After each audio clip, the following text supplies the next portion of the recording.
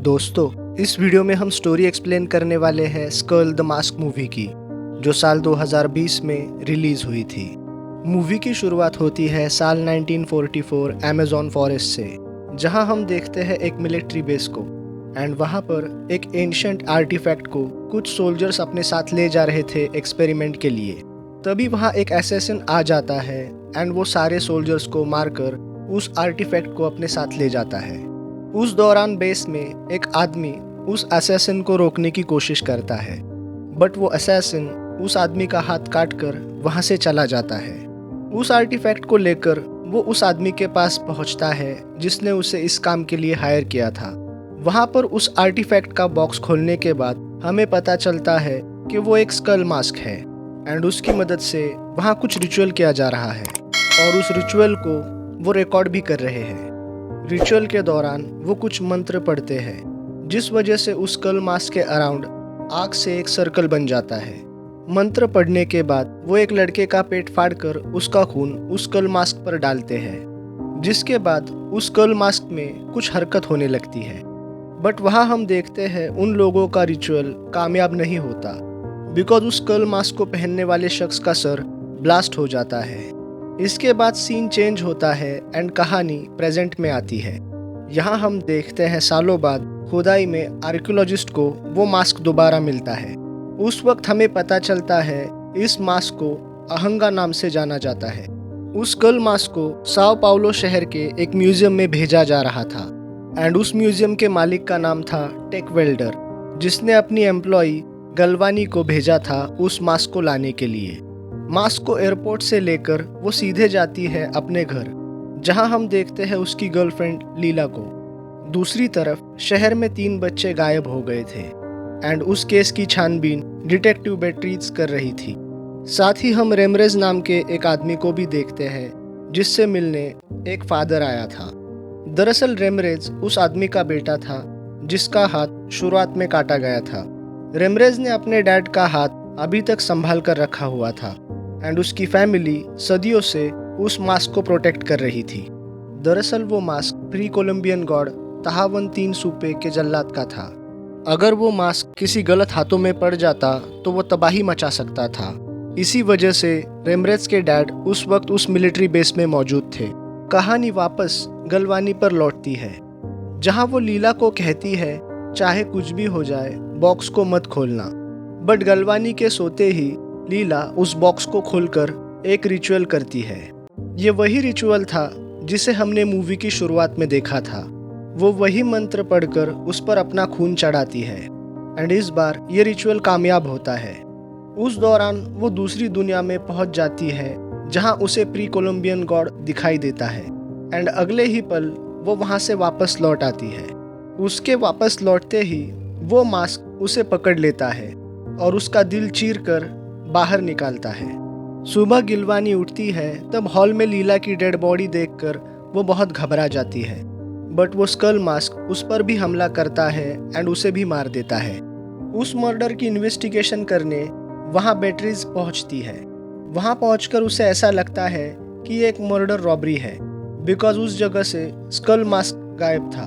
But उन murders को देखकर वो थोड़ा हैरान भी थी, बिकॉज मर्डर के बाद दोनों के दिल गायब थे। वो वहाँ पर खोजबीन ही कर रही थी। उसी वक्त वहाँ टेक पहुँचता है, जो स्कल मास्क के गायब होने की वजह से बहुत परेशान दिखाई देता है। वो बियाट्रिस को कहता है वो स्कल मास्क बहुत कीमती था, जिस वजह से उसे किसी भी हाल में ढूंढना होगा। इतना कहकर वो बियाट्रिस को अपना कार्ड देकर चला जाता है एंड हमें पता चलता है जो 3 बच्चे लापता थे उनको टेक ने ही अगवा किया था।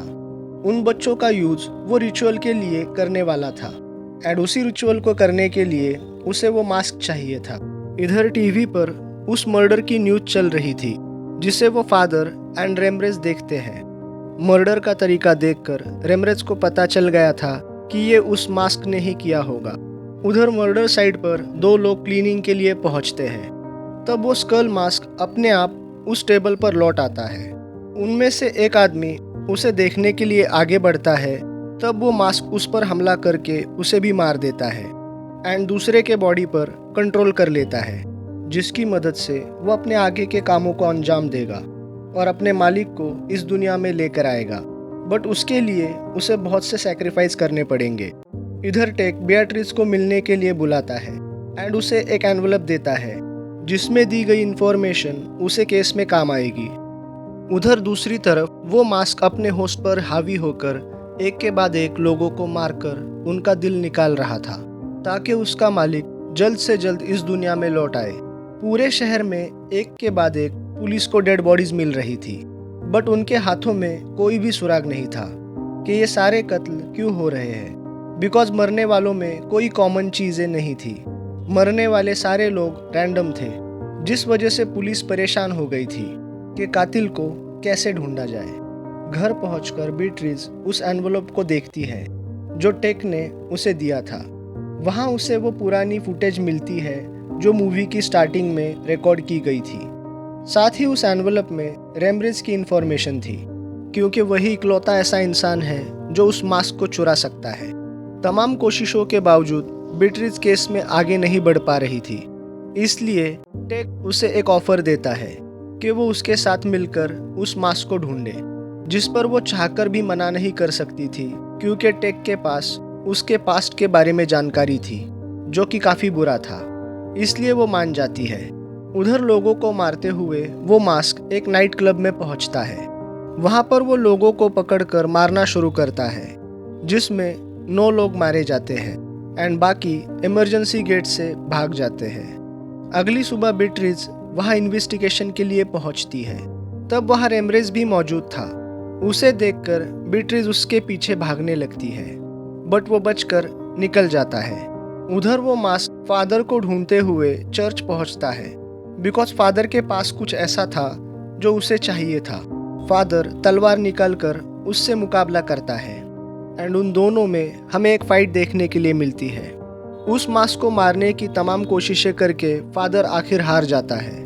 वो मास्क फादर को मार सकता था, बट वो उसे नहीं मारता। वो किसी चीज़ की तलाश में फादर के पास आया था। दूसरी तरफ टेक के आदमियों के साथ मिलकर बेatrice पहुंचती है रेमरेज के घर उसे पकड़ने के लिए, बट रेमरेज उन लोगों को मारकर भाग निकलता है, लेकिन भागते हुए बेatrice उसे गोली मारती है। इसके बावजूद वो बचने में कामयाब हो जाता है। वहां से भागकर वो सीधा पहुंचता है फादर के पास, बट तब तक फादर मर चुका था। वहां पहुंचकर वो कुछ अजीब सी चीज करता है। वो फादर के खून को पॉलीथीन के बैग में भरता है, जिसके बाद उस मास्क से निपटने के लिए वो कुछ ज़रूरी सामान निकाल रहा था। तभी वो मास्क वहां आ जाता है। यहाँ हम रेमरेज के हाथ में एक अजीब सी स्टिक को देखते हैं, जिसे लेने के लिए वो मास्क वहां आया था। ये स्टिक वही है जो मूवी की शुरुआत में हमने रेमरेज के डैड के हाथ में देखी थी। रेमरेज उस मास्क को मारने की बजाय वहां से भाग जाता है एंड उसी दौरान बेatrice वहां से गुजर रही थी। वो उस मास्क को देखकर गाड़ी रोकती है एंड उसे सरेंडर करने के लिए कहती है। बेatrice का पार्टनर उसे अरेस्ट करने के लिए आगे बढ़ता है, बट वो मास्क उसके पार्टनर को वही मार देता है। ये देखकर बेatrice डर कर वहां से भाग जाती है। दूसरी तरफ रेमरेज तैयारी करके पहुंचता है एक खाली फैक्ट्री में, जहां वो उस मास्क का वेट कर रहा था, बिकॉज उस स्टिक के लिए वो मास्क वहां आएगा ये रेमरेज को मालूम था। जैसा रेमरेज ने सोचा था वैसे ही होता है। उस स्टिक को लेने के लिए वो मास्क वहां पहुंच जाता है। वहां बेatrice भी उन पर नजर रख रही थी। रेमरेज वहां आग लगाकर मास्क को आग से बने सर्कल के पास ले जाता है। वहां उनके बीच फाइट होती है, जिसमें रेमरेज मास्क का दिल बाहर निकाल लेता है एंड उसके दिल का यूज करके वहां उस सर्कल में वो दूसरी दुनिया का रास्ता खोलता है। होस्ट की बॉडी उस दूसरी दुनिया में गिर जाती है, बट रेमरेज उस मास्क को नहीं जाने देता। वो उस मास्क को होस्ट से अलग कर देता है। तभी वहां बेatrice पहुंचती है जो टेक के लिए काम कर रही थी। वो रेमरेज को शूट नहीं करती, लेकिन उससे मास्क ले लेती है। बेatrice मास्क को उसकी असली जगह पहुंचाती है, यानी टेक के म्यूजियम में, एंड इस केस को सॉल्व करके बेatrice के इमेज को उससे फ़ायदा हुआ था।